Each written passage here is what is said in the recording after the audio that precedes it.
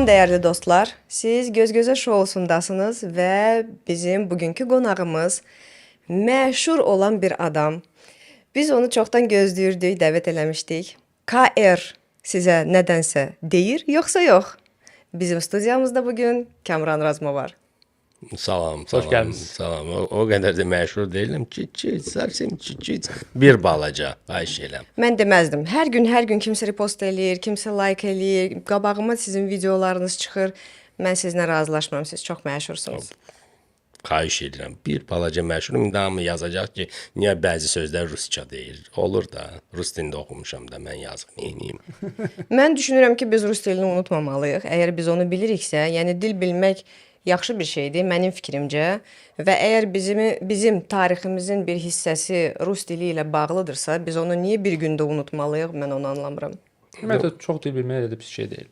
Mənim fikrimcə. Nə qədər insan çox dil bilir, o qədər yaxşıdır, amma ilk öncə öz doğma dilini bilməlidir və öz tarixini bilməlidir. Bəzi insanlar nə doğma dilini bilir, nə də öz tarixini bilirlər. Təəssüflər olsun. Yaxşı olar. Yəni xarici dil nə qədər çox bilsən yaxşıdır, amma ilk öncə öz doğma dilini təbii ki 100%. səs bilməlisən. Kamran bəy, ilk sualım bilirsiniz necə olacaq? Səhifənizə də baxırıq, sözsüz ki, izləyicilər də sizi tanıyır, çox güman ki, baxırlar. Bizə verilişimiz göz-gözədir. Biz burada səmimi danışırıq və bir balaca qonaqlarımızın, belə deyək, qəlblərində olanları üzə çıxartmağa çalışırıq. Və sizə belə bir sualım var. Kamran Razmavar sosial şəbəkələrdə və həyatda 3 fərq nədən ibarətdir? 3 fərq. Birinci fərq mənim sosial şəbəkələrdə işim. İkinci fərq Nə mənada? mən sosial şəbəkələrdə elə mənim işimi də 3 pilləyə bölmək olar. Bir tərəfdən mən bloger kimi fəaliyyət göstərirəm. O biri tərəfdən mən televiziyada aparıcı kimi fəaliyyət göstərirəm. Üçüncü tərəf isə mənim sosial şəbəkəmdə 5 ildən artıq bir mübarizəm var bizim qonşularla. O tərəfdən də fəaliyyət göstərirəm. Ona görə mən bölürəm öz işimi. Bloger, spiker və aparıcı televiziyada. Sonra Və həyatım, şəxsi həyatım, evladlarım. Həm də istəyirəm ki, məndən bir balaca iz qalsın bu dünyada. Nəyisə eləmək istəyirəm, fərqli və yaxud nəyisə yaxşılığa doğru eləmək istəyirəm ki, məni də xatırlasınlar. Bir balaca da olsa xatırlasınlar. elə o sual, yəni bu fərqlilik sosial şəbəkələrdə və həyatda. O qədər də fərqli deyil. Mən sosial şəbəkəni öz real həyatımdan o qədər ayırmıram. Məndə elə yoxdur ki, mən burada realam, amma burada mən ailə ilənəm. Mən sadəcə hər gün evdən də canlı yayım aça bilərəm. Sosial şəbəkələrdə öz həyatımı da paylaşıram, evladlarımı da necə yaşayıram. Mən çox sadə insanam. Məndə o qədər fərq yoxdur, pərdələr yoxdur, o olmaz, bu olar, elə də yoxdur. Mən sadə insanam, gedirəm rayonlarda, sadə insanlarla oturub çay içirəm, evdə remont eləyən ustalarla oturub kalbasa çörək yeyə bilərəm. Mən üçün sadəlik hər şeydir. Mən xoşlamıram. Bilirsiniz, bu insanlarla arada olan pərdəni sonra kubiklə divar kimi tikmək. Mənlik deyil o. Əsas insan Yəni sadə bu olmalı. məşhurluq sizə pafos qatmayıb? Mən özümü yenə də məşhur insan saymıram. Mən demirəm ki, mən məşhuram. Pafos bilirsiniz necədir?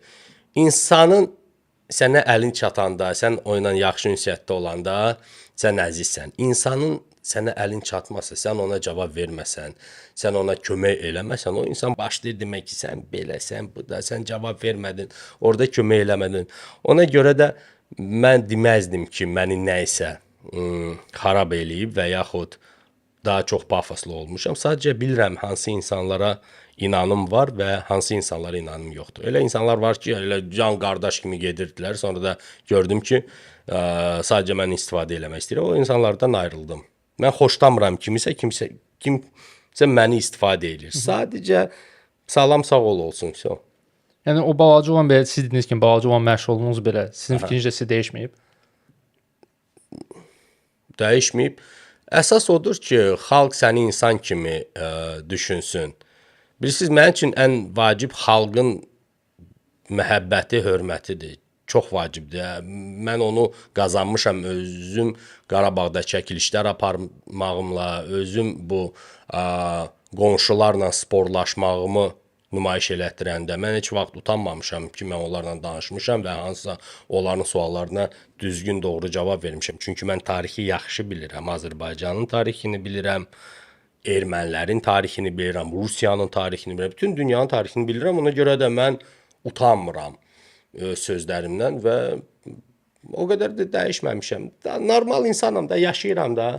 Yəni sizin bu tarixi məsələlərə və yaxud bu münaqişəyə qatılmağınız bir PR kampaniyası deyildi. Yəni bu sizin qəlbinizdən, ürəyinizdən gələn bir hərəkətlər idi, yoxsa necə?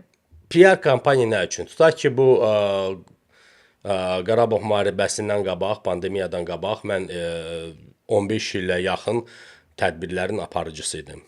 İşləyirdim, yaşayırdım, qazanırdım, normal həyat yaşayırdım.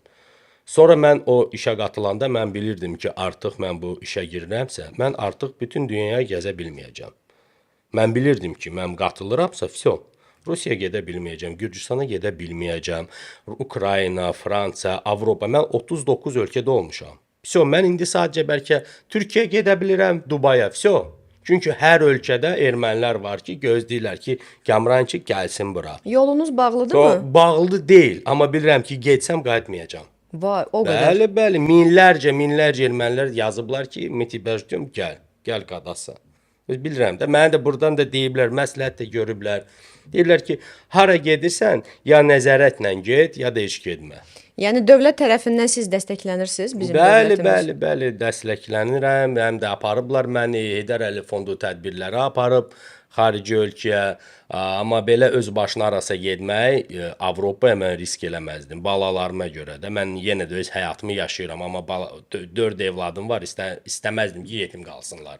Yəni eşitmişdim sizin başınıza 100.000 dollar, yəni məbləğ qoyulmuşdu. Var idi belə şey 100.000 dollar. İndi biraz yəqindir, biraz qiymət salıblar aşağı ermənilər. Hətta. Biraz 70-60 olar. Biraz ara soyub desə qiymətlər düşmüş. Bu ara elə şeydir ki, bir gün soyur, bir gün yenə də qradusu qalxır. Siz inanırsınız ki, sülh davam eləyəcək? İstərdim ki, sülh davam eləsin. Yəni erməni elə millətdir ki, onlar üçün ən vacibi qazancdır, xeyirdir. Onlar görsələr ki, doğrudan da bu Zəngəzur dəhlizindən xeyir tuturlar. Onlar mütləq elə eləyərlər ki, qazansınlar. Bu yaxınlarda 2 erməni gəldi efirmə, dedilər ki, biz Qarabağ futbol klubuna pul qoymuşuq, qazanmışıq. Biri 700 dollar qazandı, biri 300 dollar. Dedim, bəs siz hardan? İkisi də Ermənistandandır. Birisinin qardaşı Qarabağda döyüşüb, əlini itirib. Doğma qardaşı. Bunun qardaşı invalid ola-ola bu gəlib Qarabağ klubuna pul qoyub və 700 dollar qazanıb. O birisi də həmin üçün dedi, dostum qoydu, mən də qoydum. Bunlar da belədir də. Qazanc varsa, onlar oradadılar. Mən sizin haqqınızda belə bir şey oxudum ki, siz aktyorluqla da məşğul olmusunuz. Bəli, həyatımda var idi belə pillələr. Aktyorluq, Gənc Tamaşaçılar Teatrında aktyor işləmişəm 2 il, sonra 5 il Rus Dram Teatrında, İncəsənət Universitetinə qəbul olmuşdum. Var idi belə pillələr, amma 2004-də mən başa düşdüm, ya mən aləmi saxlamalıyam, özüm normal yaşamalıyam, ya da teatrda işimi davam eləməliyəm. Teatrda balaca maaşdır, gəlir yoxdur və orada imkan yoxdur ki, sən gedəsən çoxlu tədbirlərdə iştirak eləyəsən aparıcı kimi. Çünki həmişə hər gün məşq var, tamaşa var. Məşq, tamaşa, məşq, tamaşa. Mən isə o zaman artıq populyar animator kimi işləyirdim. Uşaq ad günlərinin tədbirlərinin aparıcısı. Azərbaycan dilində animator Ələkbərəm idi o zamanlar. Mən isə rus dilli tədbirləri aparırdım. Və gördüm ki, artıq məni hamı çağırır tədbirlərə, dəvət eləyirlər. Orada da mənə dəstək verirlər. Amma teatrda məndə balaca rollar da hardasa 7-ci sırada bütün tamaşada bir söz deyirəm. Çıxıram deyirəm, salam əleyküm, sağ olasın. Ona görə də bir fikrə gəldim ki, teatrdan çıxmalıyam. Mənlik deyil. Cavidan da teatrda çalışıb. 2 il çalışmış. Çünki onun atası Ələkbər əmidir. Allah rəhmət eləsin. Rəhmətli Ələkbər əminin oğludur. Birinci tədbirləri məni elə Ələkbər əmi dəvət eləmişdi, aparmışdı. Sonra mənə dedi ki, səndə по-русски daha yaxşıdır. Sən get rusca apar. Yox, spasibo. Yox, belə müəllim kimi ona baxırdım. Çox böyük sənətkardır. Həm də o aktyor kimi də çox professional idi. Ona tele tamaşalara da baxmışam, kinolara da baxmışam. Yaxşı bir tamaşa var idi. Orada elə bil ki, əskəriyə getməmək istəmirdi. Daha da super bir tamaşa idi. Doğrudan böyük master idi. Və ondan çox şey öyrəndim. O da mənə dedi ki, get rus dilində tədbirlər apar. Mən də getdim. Ona görə indiyənə qədər ona Allah rəhmət eləsin deyirəm və çox təşəkkür edirəm. Səhnə üçün danışmısınız? Bilirsiniz, mən səhnədə böyük rollar oynasaydım, desəydim ki, mən populyar artistəm, ki, mənə dəstələrlə gül çıxardırlar səhnəyə, məni çox sevirlər, yəqin ki, darxardım. Amma mən orada heç rol da oynamamışam. Zayçik, salam əleyküm, sadəcə bu. Və ya da dayanmışdım elə axranik kimi, tamaşa gedir, mən də dayanmışam. Yəni daha böyük rollara gözləmək və Yox, artıq 24-25 yaşıma çatanda gördüm ki, daha gözləmək lazım deyil. 5 ildir ucu rus dramda işləyirəm. Gözləsəm də ucu 30-40 yaşa çatacağam, çıxmaq lazımdır və çox şükür ki, çıxdım. Həmçinin o zamanlar da mən alkoqol istifadə edirdim. Mən məşə fəxr edirəm ki, mən tərk etdim bunu. Ona görə mən rus dramdan çıxdım və alkoqolu tərk elədim. Eyni zamanda təxminən alkoqolu tərk elədim və bir ildən sonra teatrdan çıxdım. Gördüm ki, alkoqolu tərk eləyəndən sonra mənim üçün teatr daha maraqsızdır. Mən orada o tamaşadan sonra hamı otururdu, kimsə danışırdı teatrdan, kimsə əlli-əlli vururdu, kimsə dostuydu. Mənim üçün bu dünya alınmırdı. Mən gedirdim teatrdan sonra məşqə, idmana. Gördüm ki, mənlik deyil də və çıxdım. Bəs ümumiyyətlə istənilən fəaliyyətinizdən ən çox enerji nədən alırdınız? Nədən alırsınız bəlkə indiyə kimi? Düzünü sizə deyim, yəqin ki, Qarabağda çəkilişlərdən.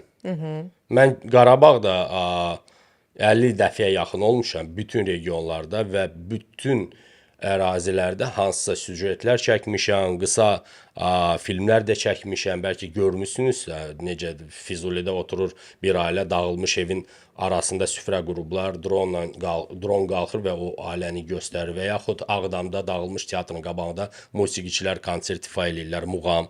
Onların hamısını mən çəkmişəm və ssenariləri də yazmışam və həm də Xocalıda qayıdan ailənin müsabiqələrində götürmüşəm. Mən çoxlu çəkilişlər eləmişəm orada. Bir 1000 dənə videolarım var. Ona görə ən belə fəal yəqin ki, oradan alıram.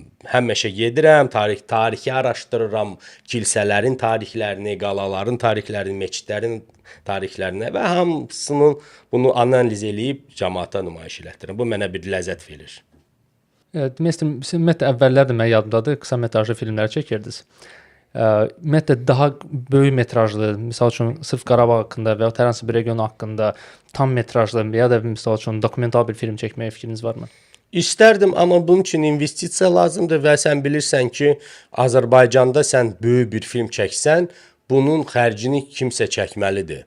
Belə. Azərbaycanda 2-3 kinoteatrlar var, şəbəkəsi də 2.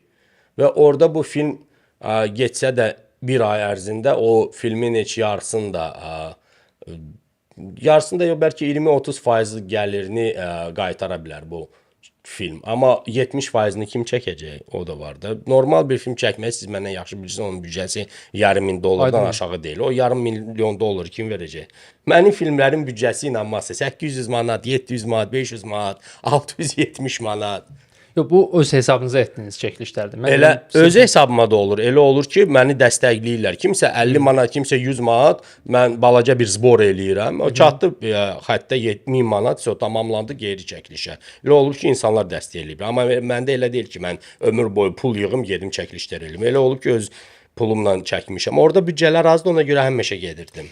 Və yeri gəlmişkən bu dəstəyə gələndə sizin profilinizdə kart hesabı gördüm. Bəli, bəli. Onu orada yerləşdirməyin məqsədiniz nədir? O zamanlar mən 2024-cü ildə bir il ərzində Azərbaycanın bilirsinizsə 70 regionu var.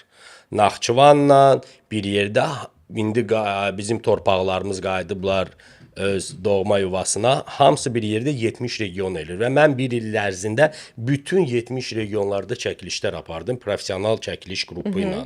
Hərəsinə getmişik biz çəkilişlər aparır. Operatorlar gedib bizimlə səs rejissoru və dron çəkilişi əlavə. Və o kartı yerləşdirdim ki, mənim büdcəm bir ilə təxminən 30-40 min manat idi. Hamısını mən 74 gün çəkdi.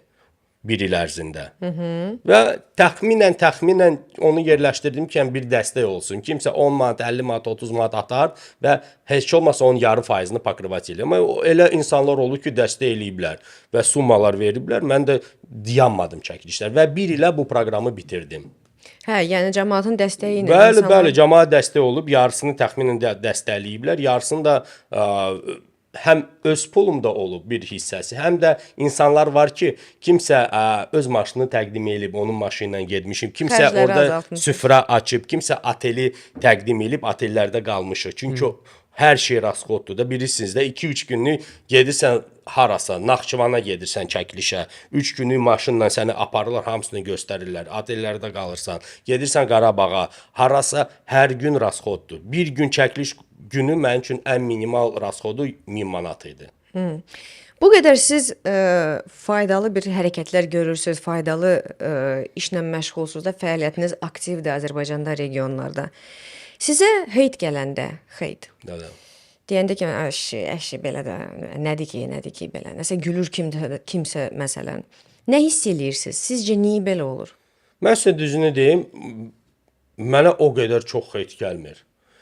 Mən çəkilişlərdən qabaq bəlkə var idi heytlər, amma o qədər güclü heyt gəlmir ki, kimsə desin ki, onu düz eləmir, bunu düz eləmir. Çünki mən ömür boyu ya sosial şəbəkələrdə sizdə belə terminlər istifadə olur ki, mən real mən çıxırdım sosial şəbəkələrdə və 5 ildir, 5 ildən çox da erməniləri pazlayırdım. Həm tarixi tərəfdən, həm intellektual tərəfdən, həm sport tərəfdən. Onlara paz gələndə bizimkilər deyirdi, halaldır sənə super, sənə 5. Sonra da gedirdim Qarabağda çəkilişlər aparırdım. Onlara da hamısı deyirdi ki, halal olsun, yaxşı eləyirsən. Mən 150 minlik maşın sürmürəm, milyonçu deyiləm ki, gəlim pafosla mən gəlmişəm. Sadə insanlarla oturmuşam, sadə qutab yemişəm, hardasa kafelərdə. Hər məşə məni görəcəklər yolda, ya kafedə, ya çayxanada oturmuşam, ya da hardasa kiminsə evində oturmuşuq, nəsə pişiririk, toyuq kababı. Belə sadəliklə də deməzdim ki, çoxlu xeyt almışam mən. Yoxdur o qədər xeyt. Plus da mən güclü streamer deyiləm ki, mənə tutaq ki, TikTokda mən sıralamada olum və mənə gündə 5000, 3000 atsınlar ki, mən də belə xod gedim. Ona görə də o qədər də xeyt yoxdur, düzünü deyim. Gələcək fəaliyyətinizi harda görürsüz? Yaşayıram da. İnsan düşünməməlidir. Çünki düşünəndə ki, mən 10 ildən, 5 ildən sonra nəsə eləyəcəm, deyirəm, Everestin üstünə dırmaşacağam, o düzgün deyil. İnsan bu günü normal yaşamalıdır ki, sabahki günə o utanmasın, necə bu günü yaşadı. Ona görə mən yaşayıram. Uşaqlarım məktəbə gedir, bağçaya gedir, universitetə gedir. Yaşayıram da, həyat gedir də. Bilirsiniz də, nə düşünüm, 10 ildən. Mənim elə arzum yoxdur ki, mən 10 ildən sonra televiziya kanalının rəhbəri olum, 15 ildən sonra nazir olum. Yoxdur elə fikrim. Əsas millətim sağ olsun, Azərbaycan sağ olsun. Əsas odur. Həyatda çox ədalətsizliklərmi görmüsünüz? Düzünü deyim, 5-6 dəfə. O qədər çox yox. Mən bilirsiniz, negativi xoşlamıram. Elə insanlar var ki, negativi atırlar ortaya və o qədər baxış yığırlar. Orada, burada, sosial şəbəkələrdə, ay budur, ay odur. Amma pozitivlə bölüşmürlər. Çünki pozitiv insanlara maraq yaradır. Ona görə. Amma mən düzünü deyim də, 5-6 dəfə məni həyat incidib. Maksimum. Vso. Amma 105 dəfə xoşbaxt eləyib. Pozitivliyin hesabı. Ona görə razıyam. Allah hamını xoşbaxt eləsin. Bəs belə ən çox məsələn sizi birdən özündən çıxaran bir şey nə baş verə bilər? Hansı xüsusiyyəti belə dözə bilmirsiniz və yaxud o insanı dərhal həyatınızdan silirsiniz? Belə bir şey varmı ki? Satqınlıq. Elə insanlar var olub, mənim həyatımda çörək yeyib, mənimlə dost olub, amma sonra görürəm ki, nəsə bu insanı paxıllıq tutur. Mən deyirəm ona, sən onsuz da bu həyata mənimlə işə başlayanda bilirdin ki, sən mənə baxa-baxa nəyisə eləyirsən. Sən indi mənə çatmaq istəyirsən, yaxşı çat, keç. Amma lazım deyil də bu çirkin söhbətlər, intriqalar. Lazım deyil. İnsanlar var ki, nədənsə bunu eləyirlər və özlərindən də asılı deyil. Ona görə mən bu insanları sadəcə ignore eləyirəm. Sağollaşıram bir dəfəlik. Vso, yoxdur o insanlar. Amma məndə elə şey yoxdur ki, mən də onların həyatına nəsə bir zərbə vurum, həyatlarını problemləşdirim. Hər insanın 1000 dənə problemi var. Yəni qisas almağa əl atmırsınız? Yox, qisası düşməndən almaq lazımdır. Mənim öz xalqımda burada demək olar ki, düşmənlərim yoxdur. Canım xalqıma qurban. Məndə belədir. Oy, nə gözəldir. Ləzzət elədi. Siz xarici gedirsiniz də. Orda məsəl üçün bizim belə də vətəndaşlarımızla görüşlər təşkil edirsinizmi və yaxud da onlar üçün hansı həmin bu burada çəkdiyimiz filmləri, orada nəsə nümayişləri planlaşdırırsınızmı? Düzünü sizə deyim, mən xaricə gedəndə mən çəkirəm hansısa videoları çox sakit tutaq. Getmişəm İstanbula, erməni kilsəsini çəkmişəm. Getmişəm bir insanla, orada bir dənə tanışım vardı, yaşlı. Dedim, gəl operator kimi. Girdik kilsəni çəkdi, göstərdi ki, ermənilər deyirlər ki, 1915-də onları qırıblar. Girdim kilsəyə, erməni orada işləyən kilsədə normal mənlə danışdı. Sonra getdi şəhərin başqa o biri başına, orada erməni qəbirstanlığına girdi. Qədimi qəbirstanlıq, 150 ilin qəbirstanlığıdır. Bütün məzarlar hamısı yerindədir. Dedim, bunlarda bu hadisələr olubsa 1915-də niyə dağıtmayıblar? Onlar da deyirlər, deyirlər, biz bilmirik. Mən çəkilişləri eləndə heç kimi xoşlamıram yükləmək. Gedirəm, işimi görürəm. Həmçində Dubaya gəlmişəm. Expo 2022-də erməni var idi belə bir podiumu. Girdim podiumu gəzdim, baxdım erməni şahmat, erməni kitabı. Yenə də içində heç nə yoxdur. Oradan getdim biz öz podiumumuza gül kimi. Saray boydadır bizimki. Ona görə mən xoşlamıram kimisə yükləyim. Ay mən gəlirəm, məni qarşılayın. Ay mən gəlirəm, mənə kimi otel verin. Sadəcə çəkilişlərim olanda Azərbaycanda mən baxıram location'a görə harda bu ola bilər və təklif eləyirəm ki, məsələn, sadəcə bu. Bəs indiyə kimi məsəl üçün çəkmədiyiniz bir film və ya da rolik hansı var ki, hansı ki arzusundasınız ki, bunu çəkmək istəyirəm? Düzünü deyim, mənim üçün çox imkan yaradıblar. Mən Xocalda da çəkilişlər aparmışam. Füzulidə də, Xankəndidə də, Ağdamdadır. Çoxsunu aparmışam. Amma istərdim bir dənə bu milli qəhrəmana ona aid olan bir qısa bir film çəkim. O kilsədə döyüşürdü. Bir neçə gün ərzində kilsədən vuruşurdu ermənilərə qarşı və orada da əsir oldu, sonra da itkin oldu. Və ona aid bir film çəkmək istərdim həmin kilsədə. O da Xocalıya yaxındır, amma biraz yol var. İndi o fikirləşim necə onu mən orada çəkim. Mədəniyyət Nazirliyindən və hər hansı müraciət etmisinizmi məsəl dəstəklə bağlı? Mənə dəstək əsas odur ki, mənə aparat desin ki, get çək. Əsas odur ki, mən bilim ki, orada Sadəcə icazə verilsin. İcazə. Mənə dəstək o formada sadəcə kifayətinə görə bilim ki, orada minalar yoxdur. Mənə bu lazımdır ki, mən çəkilişə gedəndə bəli, əsas odur, təhlükəsizlik və mən bilim ki, mən dronu qaldırıb orada normal çəkə bilərəm. Sadəcə bu. Və sadəcə demək istəyirəm, əgər büdcə ayrılsaydı bunu daha gözəl, daha maştab şəkildə. Mən sizə deyim, problem bilirsiniz nədədir? Bizdə Azərbaycanda çəkilən filmlərin çoxsunun problemi büdcədir. Nəyə görə? Büdcə ayrılır. Nə qədər ki, büdcə ayrılır, o qədər də büdcənin üstündə dayanan insanlar var.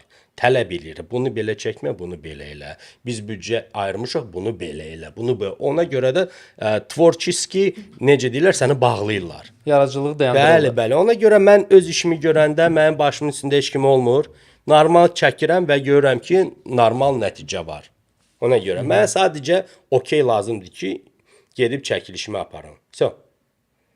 Aydın. Siz nə vaxt hiss elədiniz ki, sizin adınız sizin üçün yollar açır? Mənim adım mənim üçün yollar açmır. Özüm bütün yolları açır. Bağlamışam. Mən deməzdim ki, adım yollar açır. Elə necə işləmişəm 20 ildə aparıcı kimi, indiyənə qədər gedirəm, hərdən tədbirlər aparıram, elə də dolanıram. Televiziyada işləyirəm. Mən deməzdim ki, nəysə yollar açılıb mənim üçün. Əsas xalqım Yəni elə sağ olmayıb olsun. ki, sizi məsələn yolda rol arxasında olmusunuz, dayandırıblar, deyiblər ki, siz, Kamran bəy, siz gedin. Olubdu. Olub amma Görürsünüz, bu nə istəsən amma mən naruşeniya da eləmirəm axı. O qədər. Elə belə saxlayıblar. Məndə inanarsınız 20 ilə bir dənə radarım var mənim. 9 manat radar gəldi. Mən qaynanamı qarşılamışam aeroportdan, gedirdim və qaynana biraz aktiv danışdı. Mən də выпускнойdan gəlirdim. Səhər saat 6-dır. 160 nömrəli məktəb, mən yox idim. Və biraz tez sürdüm. 2 kilometr keçdi xətti. Çünki tez gətirim xanımı da evə. Çünki o qədər danışırdı ki, bir dəfə radarım odur. Mən sadəcə 60 ilə sürürəm, 50 ilə sürürəm. Mən xoşlamıram bu avtoşluqları. Sadə həyat yaşayıram da. Yəni özünüzü sakit bir insan kimi qələmə alırsınız. Bəli, bəli, o qədər olub mənimlə kimsə konflikt eləmək istəyir. Mən deyirəm canın sağ olsun, xoşbəxt ol. Bəs cavanlıqda? Cavanlıqda deyil. Mən deyirlər ki, sən niyə sən bu ermənilərlə danışanda sən hövsələn var, sən dözürsən, sonra axırda vurur. Çünki mən belə insanam. Mən sadəcə gözləyirəm vaxtımı. Mən konflikt xoşlamıram, aqressiya xoşlamıram. İnsanların min dənə problemi var. Hər problemi gəlib sən başına tökmək istəyir də təbii ki. Ona görə mən gözləyirəm ki, sonra da deyirəm xoşbəxt ol, sən sağ ol, mən sağ ol. Bəs dalaşdığınız olmuyor heç? Demək olar ki, yox. Cavanlıqda. O demək olar ki, yox. Niyə? Kimə dalaşdın? Hər davanın öz nəticəsi var. Mən düşünürəm, davanın nəticəsi ya səni aparırlar içəri, ya səni döyürlər. Aparırlarsa, sən qanun tərəfindən elə bil ki, cavabdeh olmalısan. Səni döyürlərsə, sən fiziki tərəfdən cavabdehsən ki, bir həftə gəzəcəksən pis gündə. Elədir. Nəyə görə? Kimsə nəyisə özünü saxlaya bilmədi, mən də əziyyət çəkim. Nəyə görə? Sağ ol, xoşbəxt ol, getdim. Sözsüz. Həm də mənə maraqlıdır ki, bir insan olaraq, yəni sizin adınız indi nə qədər də azaltsanız da, yenə də mən şişirdəcəm, adınız müəyyən tanınır. Bir missiya olaraq başa düşürəm ki, bu Qarabağla bağlı və sairə tarixlə bağlı çox fəaliyyətiniz var. Missiya olaraq özünüz üçün nəsə bir konkret bir şey müəyyənləşdirmisiniz? İnanırsınız yox. İndi nə qədər düşünürəm sabah mən nə edeyim. İnsanlar var ki, artıq bilirlər 10 ildən sonra nə edəcəklər, 5 ildən sonra nə edəcəklər. Mən çalışıram, artıq demək olur ki, 8 aydır ki, bir dənə balaca Lənkəranda ev tikə bilmirəm. Çünki problemlər olur, uşaq Türkiyədə oxuyur. Odur, budur. Elə düşünürəm ki, bir dənə o başlayın da o krişanı tikməyə evin. Balaca bir Niyə mərtəbə. Lənkəranda? Yoldaşımın bir tərəfi Lənkərandandır. Çox xoşuma gəlib o zona. Lənkəran, Lerik. Yoldaşımın atasının yaxşı evi var Lerikdə. Amma Lerik yayda əladır. Amma Lənkəran həmişə yaxşıdır. Yaydan başqa çox istidir yayda. Orada da torpaq bağışlayıblar. Atası bağışlayıb evladına. Mən də dedim yoldaşıma, davay elə burada tikədə yaxşı bir balaca xudmani ev. Çünki hamı bağlara gedir. Bağlarda da qalır, divara baxır. Nə yaşıllıq var, nə bir harasadır. Divara baxsan, yoxsa sonra gedirsən maşınla plaja. Plajda da ağac yoxdur bir şey. Amma Lənkəran çox zor yerdir. Ona görə dedim ki, davay bir dənə xudmani ev tikə orada. Və gözləyirəm ki, vəziyyət düzəlsin, krişasını başlayayım. Arzum bir dənə budur. Ümumiyyətlə bu həyata baxışlarınız, ümumiyyətlə strategiyanız, bu optimistlik və s. var hamısı sizin belə deyək də mühit sizi belə böyütdümü, yoxsa ailədən gələn bir tərbiyədir? Deməzdim ki, ailədən, yəqin ki, mən çox real insanam. Bilirsiniz, strateji mən nəyə yaxınlaşım? 46 yaşım var. Strateji sən ya 60 yaşında yaxınlaşmalısan, ya 30 yaşında. Mən artıq fikirləşirəm ki, sabah mən nə edeyim? Uşağa bağça aparım. Birisi gün nə edeyim? Uşaqların müəllimlərini ödəyim. Birisi gün nə edeyim? Bu nə edeyim? Məndə budur. Mən 10 il qaba, irəli, 100 il irəli baxmıram və strategiya yığmıram. Normalni var. Həm televiziyada işləyirəm, mən tədbirlərə dəvət edirəm, həm çəkilişlərimi eləyirəm. Mənim də bu ermənilər də əl çəkmirlər məndən. Gündə biri mənimlə danışmaq istəyir. Nəyisə sübut eləmək istəyir. Nəyisə hər gün biri çıxır deyir, mən ağıllı mənəm, gəl danışaq. Bu deyir, o deyir. Özləri saxlar. Gündə məni erməni televiziyalarında göstərirlər. Kamran belə dedi, Kamran bizim kilsəyə getdi. Kamran onu dedi ki, hər gün palaskat eləyirlər. Ona görə də məndə hər gün maraqlı keçir. Birazdan sizə varın əməkdar artistində verəcək. Post faktum. Onlar mənə daha çox tarixçi kimi baxırlar və onlara sərf eləmir. Sərf eləmir ki, mən gedirəm və doğrudan da hansısa kilsədə görürəm ki, bu daşın üstündə yazı təzədir. Niyə? Sual verirəm. Orada bu təzədir. Sonra vaxtı getmişəm Qanzasar ki, elə bil ki, onların Ağdərədə bir Qanzasar monastırı var, güya ki onların. Orada bir qəbir var.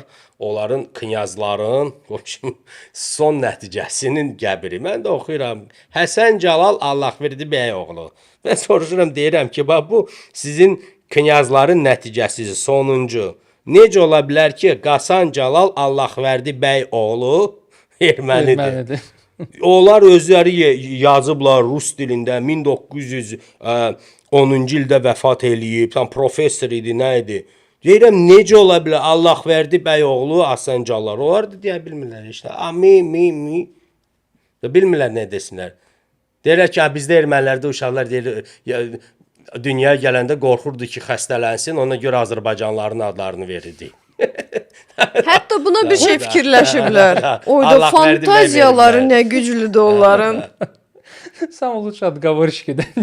Dəhşətdirlər həqiqətən də. Var belə şey. Hə. Mən gördüm, rast gəlirəm hərdən.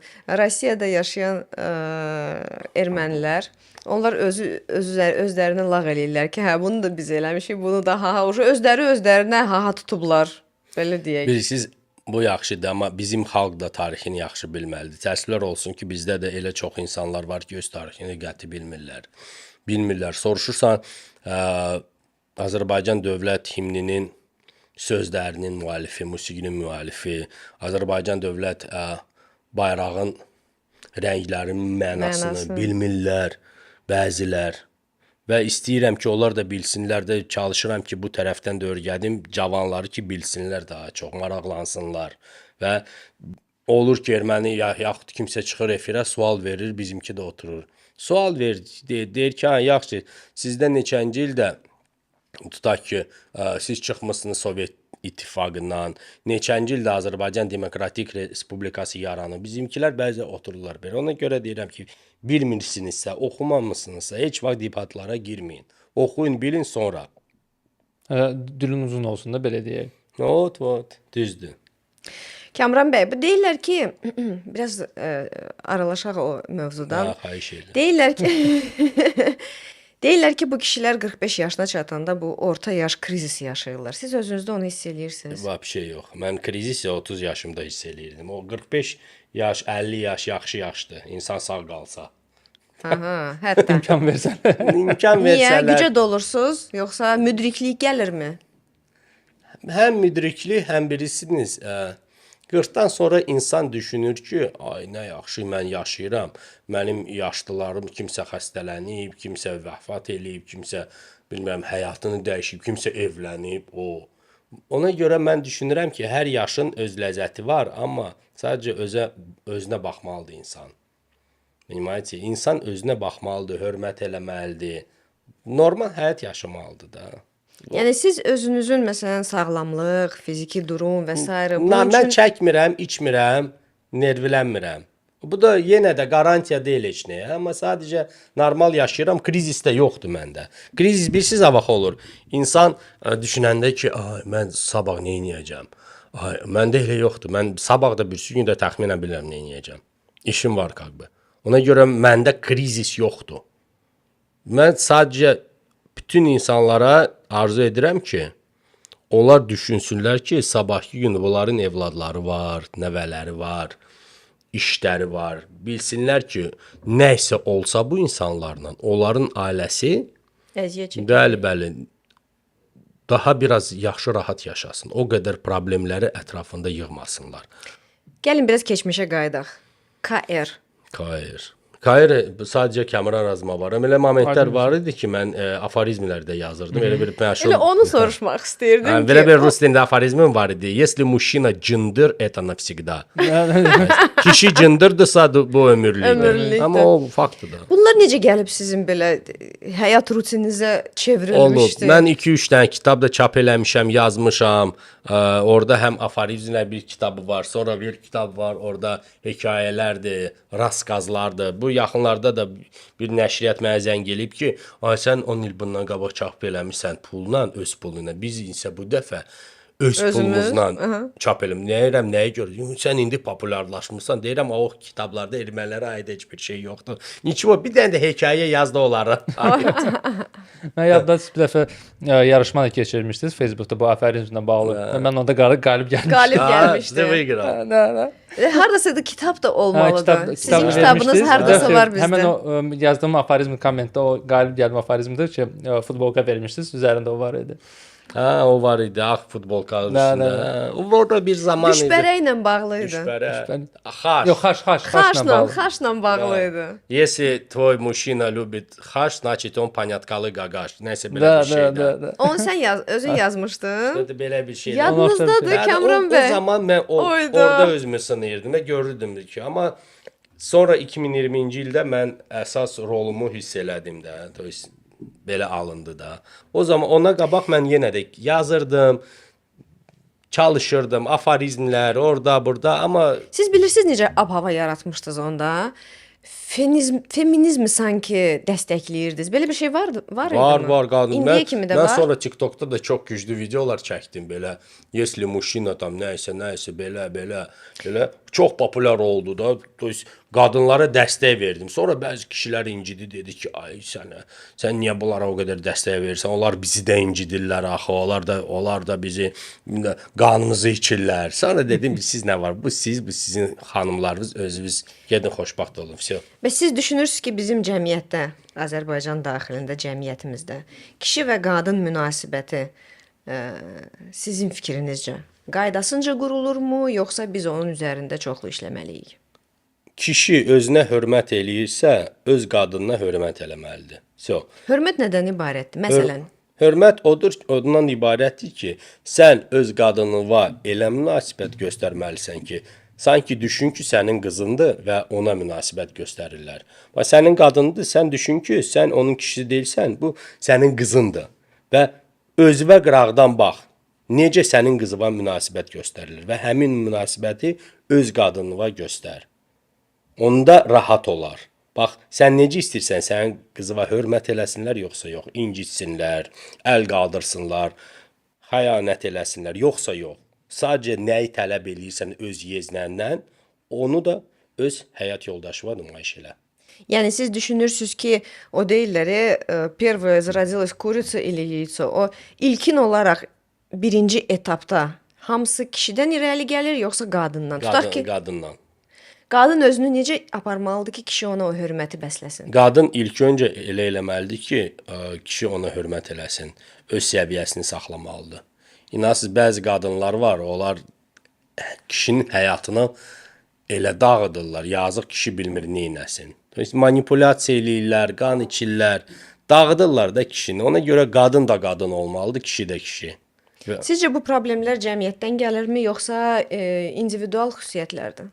Məncə bu demək olar ki, insanın xəssiyyətindən və ailəsindən, tərbiyəsindən asılıdır. Hansı kruqda, hansı ailədə, hansı ətrafla bu insan böyüyüb və təbii ki, onun xəssiyyətində də olmalıdır insan. İnsanın xəssiyyətində insanlıq yoxdursa, o heyvandırsa, heyvan qalacaq. Fərqi yoxdur. Sən hansı ailədə böyürsən, ziyalı ailədə ya da küçələrdə fərqi yoxdur. Sən heyvansansa, sənə heç kim kömək eləyə bilməyəcək. Və siz bu insanlıq keyfiyyətləri öz övladlarınıza necə öyrədirsiniz? Mən sadəcə öz evladlarıma ilk öncə deyirəm ki, hər qələbə sənin qələbəndir və hər dəfə uduzanda bunun da əziyyətini sən çəkəcəksən. Ona görə xahiş edirəm, cavabdeh ol öz nəticələrə. Nə sən əlindən gedir və yaxud sən nəyi əldə edə bilirsən. Sadəcə bu. Bu sənin nəticələrin. Nəyi qazandın, nəyi itirdin. Fikirləşin, düşünün. 18-dən sonra lap yaxşı düşünün. Sən evladsansa, okey, mən cavab deyəm. Amma sonra 18-dən sonra xahiş edirəm, öz nəticələri göz qabağına qoy və bax, nəyi düz eləmisən, nəyə səhv vermisən. So? Bəs sizcə qadın və kişi eyni hüquqda ola bilər? Olmalıdırmı? Bəli, niyə də yox. Məncə bəzi qadınlar kişilərdən güclüdürlər. Məncə eyni hüquq olmalıdır, eyni insanlıq olmalıdır və hər şey eyni olmalıdır. Çünki qadının öz yeri var, kişinin öz yeri var. Kişi kişidir. Ona baxırsan deyirsən, bu atadır, evladdır, oğuldur, həyat yoldaşıdır, vətənpərvərdir, əskərdir. Və qadına da baxırsan deyirsən ki, qadındır, anadır, bacıdır, evladdır. İnsandır. Hörmət eləməlisən də. İnsan olmalıdır da, əsas o. Məndə çoxlu insanlar var ətrafımda ki, onlara baxıram, deyirəm ki, nə gözəl ailədir. Bir-birinə yaraşırlar da, oradan da bir-birini tapırlar. Elə insanlar var ki, baxıram onlara, elə bir ki, dva sapaqa para, ikisi də elə zibildir. Baxırsan, utanırsan onlara, necə salam vermək istəmirsən. Çünki onların həyatını görəndə, hiss eləyəndə, görəndə ki, necə bunları yaşayır, deyirsən, zaçemdə, niyə bunlar var? Vəbşə belə həyat yaşayırlar. Bunlar bir-birini hardan tapıblar? Aydındır. Ümumiyyətlə, sizin fikrincə məktəblərdə mədəniyyət və tərbiyə bir tipli bir fən olmalıdırmı? Məktəbin özü tərbiyədir də. Məktəbin özü şkola jizni elə odur. Həm də tərbiyə olmalıdır, həm də çoxlu dərslər olmalıdır, həm də uşağın özü də öyrənməyi istəməlidir. Məncə məktəb məktəbdə bitmir. Məktəb davam eləyir evdə. Uşaq gedir məktəbə, məktəb davam eləyir, məktəbdən uşaq qayıdır evə, məktəb davam eləyir. Ona görə hər həyatın pilləsində, günün hər saatında məktəb olmalıdır. Valideynlərin məktəbi, müəllimlərin məktəbi. Uşaqlarınızla heç oturub ev tapşırığı eləmisiniz? Eləmişəm. Конечно, mən eləmişəm. Ev tapşırıqları eləmişəm. Egzaminlərdə getmişəm, Hətta. oturmuşam, gözləmişəm. Bəli, конечно. Aparmışam, dokumentlərini hazırlamışam, otellərdə gözləmişik ki, yenə də bu egzaminləri keçsin, qəbul olunsun. Təbii ki, həmişə. Məndə elə yoxdur ki, ay, uşağım varsa bırak getsin, elə şey yoxdur. Əsas uşaq da normal münasibət göstərməlidir atıya. Ümumiyyətlə uşaqlarla övladlarınızın bir yerdə ən çox nəyinə vaxt keçirməyi xoşlayırsınız? Düzünü deyim, Nə edirsiniz bir yerdə? uşaq telefonda oturmaq istəyirsə otursun da neynim. İndi onu mən zastavlət eləyim ki, bir dənə zor odur ki, kinoya gedəndə hamı bir kinoya baxır. Hamı belə oturub baxırıq kinoya, o zordur. Yəni siz nə düşünürsüz? Bu telefona alışqanlıq gələcək nəsil üçün bir problemdir yoxsa? Mən sizə düzünü deyim, mənim qızım Türkiyədə oxuyur. Bu dəfə gələndə yay tətilinə apardım ona bütün Qarabağı göstərim. Şuşa, Xankəndi, Ağdərə bir neçə gün getdik, orada qaldıq. Demək olar ki, telefonu 2-3 dəfə çıxardıb ki, nəyisə cıdır düzünü və nəyisə şəklini çəksin. Vəsə, həmişə danışırdı mənlə, söhbət eləyirdi. Gözəl güşələrdə çörək yerdi. Həz alırdı da insan. Gördüm ki, həz alır ki, nə yaxşı ki gəlmişəm, nə yaxşı bir Qarabağı görən birinci dəfə. Ona görə demək olar ki, heç bir dəfə oturub nəyisə baxmırdı telefonda. Yəni uşaqlar telefondadır, ona görə ki, həyatları dolğun deyil. O da həyatın bir pilləsidir. Kimsə oyun oynayır, kimsə elə bil ki, multfilmə baxır. Yəni sizin fikrinizdə belə bir ağlınızda belə bir fikir yoxdur ki, əşi, indiki cavanlar bizim vaxtımızda Yox, balaca məndə multiklərə baxır, oturur, gündə yarım saat, 40 dəqiqə o televizorda multiki qoşuram ona, oturub baxır multifilmlərə. O balacadır. Kimsə oyun oynayır. Mən niyə demələm ki, biz cavanlar belə? Mən cavan olanda məndə artıq var idi internet. Mən gedib internet klublarda oturdum belə bu boyda televizordan. Ya da biz gedirdik video salonlara, kinolara baxırdıq. Terminator 2 kimi kinolara. Kasetlər. Ona görə mən heç vaxt demirəm bu lazım deyil. Bu da həyatdır da. Həyatdır, bu da mənim birinci telefonum 30 il bundan qabaq olmuşdu.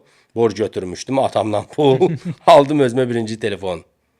Yəni sadəcə belə deyək də, inkişafın evolyusiyanın bir etapı. Yəni oynayır da uşaq da, nə deyim, alım əlindən əziyyət çəksin.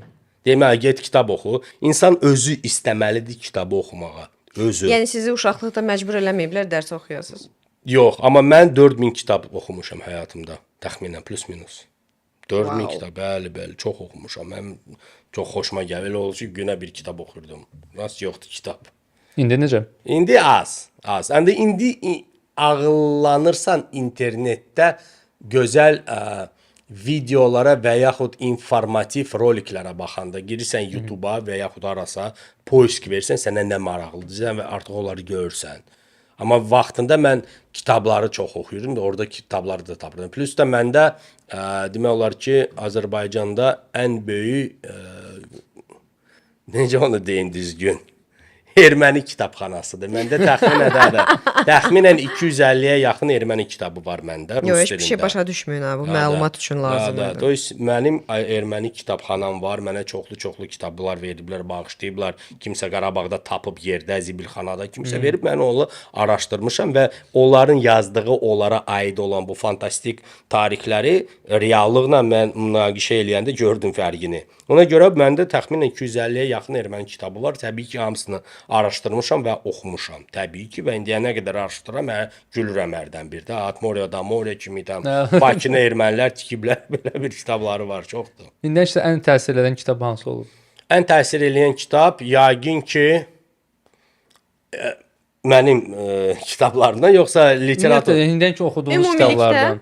Ümumilikdə Poeziya bir tərəfə, Anna Axmatova kimi, Nizami Gəncəvi Xəmsə o biri tərəfdə təbii ki və ermənilərin bir kitabı var, Armyanski Bakı. Gəlirsən hamısını Bakını gəzirsən Targovu. Hər adım eləyəndə güya ki onlar tikiblər. Və həm də kitablar var erməni elə bil kulinariyası. O vəbşə komediyadır. Açırsan, gedir bozbaş, xaş, pendir, lavaş. Hamısı bizim. Onu açırsan komediya kimi baxırsan. Amma doğrudan çox maraqlı kitablar cavanlıqda əksəriyyət olaraq oxumuşam. Lev Gumilov oxumuşam təbii ki. Maraqlı Aleksandr Blok kimi yazıçılar, bütün Dostoyevskini, bütün Gogol'u oxumuşam, Çexovu. Ona görə Mən səhv eləmirəmsə, Gumilov bu tarixi məsələlərə də qatılıbdı. Territoriya, bu sahə və s. Onlar bizim münaqişə haqqında nəsə yazıbmı? Onda bir roman var. Orada həmin romanda çaşmıramsa, orada bir dəfə Yekaterina öz favoritlərdən birindən danışanda nəsə İrivandan söhbət gedirdi. Onun kitabında deyirdi ki, o tam İrivan, tam nəsə, надо бы tуда послать войска. Belə bir söhbət gedir. O Lev Gumilov yazmışdı. Var idi belə bir kitab onda. Onda belə nauşne literaturaydı da Lev Gumilov. Amma var idi. Bir dəfə oxumuşdular bizim tariximizə. Amma ömür boyu Rusiya 200 il bundan qabaq gələn kimi öz tarixini yazır da bura. Pa faktu. Onlara sərf eləyən tarixini. Elədir. 200 il bura, amma belə ümumilikdə Qafqaza 300 ildən çoxdur gəliblər. Həm yaxşılıq da gətiriblər, həm də əziyyət. Nə var? Həyatdır da. Əslində hə. Çünki bəziləri deyirlər ki, hə bizi zəbt eləyiblər, nə belə olub. Amma onlar gəlməmişdən öncə mən bilirəm ki, hətta mənim qohumlar, mən özüm Qarabağlıyam. Cəbrayıl rayonunun Böyük Mərcanlı kəndindən. Böyük Mərcanlı. Bəli. Və qohumlar da danışıb ki, filankəs var idi. Onlar deyir qız qaçırmağa getmişlər. İki dost, biri qabaqda atla gedib, o birisi arxada atla gedib, güya bunu prikrivat eləyibdi. Bunu da arxadan gülləliyiblər, öldürüblər ki, qızımızı qaçırtmısınız, nə bilim nə. Yəni bunların hamısının qarşısı alınıb da mən belə başa düşürəm Sovet dövrü gələndə. Yəni nizam-intizam gəlib də onlarla, yoxsa yox? Həm demək olar, bilirsiniz, onlar gəlməsədilər biz indi ya İranda yaşayardıq hamı. Ya da İranda inqilab olmazdı və indiyənə qədər türklər İranın elə bil ki şahları olardı. Necə ki türklər olublar İranın şahları 900 il, elə də davam eləyərdi də bəlkə bilinmir. Və yaxud İran sistemi belə ola bilmirəm. Amma pa faktu xanlıqlar ayrılmışdı İrandan. Və öz elə bil ki avtonomiyalarda yaşayırdı. Hər xanlığın öz avtonomiyası vardı. Ona görə Rusiya bir dəfəli o xanlıqları götürə bilmirdi. 100 ildən çox xanlıqları bir alırdı. Bir alırdı. Siz də Cəbrayıllısınız, yəqin ki bilirsiniz də, orada Xudafərin körpüsü var Cəbrayılda. İranla Azərbaycanı elə bil ki birləşdir bir yerdə də Xudafərin körpüsü. Ermənilər də ona deyirlər Karavas körpüsü. Gök erməni körpüsüdür o. Orada necə deyirlər, arazı ayırdılar da həmin yerdən. O böyük tərəfi Azərbaycan qaldı orada, balacası qaldı burada. 7 xanlıq. 7-dən ikisini Erməniyə veriblər, 5-i qaldı bizdə. Bəs bu ermənilər deyirlər ki, heç Azərbaycan adlı bir ölkə olmayıbdı. Buna da cavab olaraq mən bilirəm ki, xanlıqlar olub. Bəli. Birləşdiriblər. Bizə kim o adı verib? Ermənilər onda baxsınlar, Edmond Kiyasayanın Tigran atasının bir tarixi erməni kinosu var, Zvezda Nadejdi kinosuna baxsınlar və orada Zvezda Nadejdi kinosunda bir erməni ziyalı çıxıb deyir ki, orada 1700-cü illərdən gedir söhbət, çox tarixi kino. Desin ki, bəs Azərbaycan Cavad xanı bizə dəstək olar, yoxsa yox? Niyə bəs Azərbaycan olmayıbsa 1700-cü illərdə erməni hansısa knyazi Cavad xanı yalvarır ki, ona kömək eləsin? Deyirlər də, amma İranın bir hissəsi Türkiyə yaşayan hissəsi elə Azərbaycanski oblast idi və ruslar gələndə Təbrizə artıq Təbriz, Ərdəbil, Maqara onlardaydı, amma o İranlılarla danışanda o Mirzə Abbasla ki danışdılar ki, dedilər ki biz İrivanı onu alırıq, amma Təbrizdir nədir bu qalır sizdə. Elə də razılaşdılar da 1828-də. Bəs şimalla cənubun birləşməsini istəyərdiniz? Əsas odur ki, insanlar özləri istəsinlər. Bax, bilirsiniz necə şimalla cənubu birləşmək üçün 30 nəfər şimaldan gətirmək lazımdır. 30 nəfər cənubdan otuzdurmaq bir süfrə arxasına görmək ki, bunlar bir-birini başa düşürlər, yoxsa yox. Və bundan sonra onu müzakirə eləmək. Onu belə lazımdır eləmək. Hə. Çox gözəl cavab. Amma belə çox şey istəyərik biz. Biz istəyərik orada olaq, burada olaq, İrəvanda olaq, Təbrizdə olaq. Başa düşürəm. 30 nəfər oradan gəlsin, 30 nəfər biz buradan oturaq və görək biz bacarırıq yoxsa yox. Mən çünki həyatımda 4 dəfə İranda olmuşam. Mən bir tərəfin, atam tərəfin İrandandır. Kermanşah o tamamilə başqa insanlar, tamamilə. Onların həyatı, davranışı, hər şey tamamilə başqadır. Ona görə 30 durun, danışın, görün. Yaşaya bilirsiniz bir yerdə yoxsa yox. Sonra isə sərhədləri götürün. Tamam fərqli ab-havalarda inkişaf eləmişik sonuncu neçə Sonuncu əsrlərdə. 200 il. Ona görə də. Təbii ki, Sual ruslar altındadır. buradaydı, neft inkişafı, xaricilər, Nobellər, ermənilər, gürcülər, hamısı qarışdı bir-birinə. Burada artıq elə bil ki, yerdən qızıl tökülürdü də. Təbii ki, hamı gələcək bura. Azərbaycan nefti olmasaydı bu İkinci Dünya müharibəsi elə bilinmir nə qədər gedərdi. O da var. Təbii ki. Bu hərdən deyirlər, deyir Almanlar gərək bizi götürərdilər. Onların imperiyalarında olardıq biz gərək. Nə olardı? Sizcə nə olardı? Heç hamımızı qıracaqdılar, ifso. Nə olardı? Yox, götürəcəkdilər ki, deyəcək ki, Məmmədov gəl nefti bazanın müdiri ol. Hamımızı qıracaqdılar, ifso. Necə yevreyləri hamını qırırdılar, elə də bizi qıracaqlar. Onlara lazımdır, mən burada neft yerlərini bilən insanlar öz professionalları gətirərdilər bura, bizi bir də qırardılar. O da ifso. Ya da ermənilərlə danışarlar, erməni gəlib sudavorstim işləyərdi burada. O da ola bilər. Bəs bu ChatGPT haqqında fikirlərinizi bilmək istəyirdim. Bu gündəmdə olan bir Mən məsələdir. bilmirəm nədir o. ChatGPT nədir? İskustveni intellekt. İsküsün intellekt 10 ildən sonra hamısı isküsün olacaq. Biz sizinlə ucu su içməyəcəyik. Hamımız evdə maska taxacağıq belə. Siz oradan qoşursunuz, biz burada, mən buradan. İndi siz evlisiniz, tutaq ki, uşaqlarınız var. 10-15 ildən sonra o da olmayacaq. Siz orada evləndiniz, bu burada evləndi. Hansısa ölkədə, probirkada nəsə analizləri göndərdiniz. Orada uşaq böyüdü, gəldi 6 ay burada qaldı, 6 ay orada. Sonra reallıq olmayacaq. Yəni bu kinolarda, filmlərdə göstərilən Surrogat kinosuna baxın, harısı var orada. Baxmışıq. Da, elə odur. Həyat belə olacaq, görəcəksiniz. niyə sizcə insanlar İnkişaf texnologiyalar. Sonra da olacaq Terminator 3. yəni siz həqiqi inanırsınız yoxsa lağ eləyirsiniz indi? O yolaq eləmir, həyatdır da bu. İndi biz hamı telefondayıq, Bəli, düzdür? bəli. Son 10 il. 10-15 ildən sonra telefon bizdə olacaq. Bu olmayacaq, bu burada olacaq. Bunu qoşacaqlar Çip. bura. Da sonra da biz oturacağıq Günü gündən deyəcəyik. o tərəfə gedir, Da, onsuz da.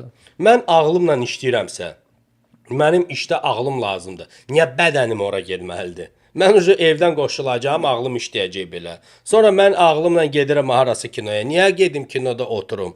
Qoşun bura. Və belə приложение sonra evdə insanı elə bil ki, попытаются превратить в овощ. Вот. Onsuz da belə baxanda elə də bu streaming servisləridir. Artıq kinoya çox adam, kinoya getmək istəyən adam artıq sırf o hissləri yaşayan adamdır. Amma belə sırf filmə baxmaq üçün harasa getmə artıq ehtiyac yoxdur. Oturursan streaming servislərində baxırsan, onlayn baxırsan, Mən VR. bilirsiniz nə vaxt qorxdum? VR maskası, maskaları VR. O hələ testdir.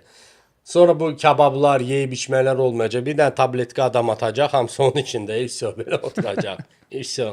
Tamamilə 10-15 ildən sonra həyat dəyişəcək. Ona görə nə qədər imkanınız var, indi yeyin, için keyf Elə onu edin. deyəcəydim. Bəs nə məsləhət görərdiniz bu qalan vaxt? Qalan vaxtı yeyin, için, keyf edin, dünyanı gəzin. Çünki 10-15 ildən sonra ehtiyac olmayacaq. Siz maskanı taxacaqsınız, Afrikada pulsuz olacaqsınız, İspaniyada pulsuz olacaqsınız. Hamısı olacaq, necə deyirlər, virtual.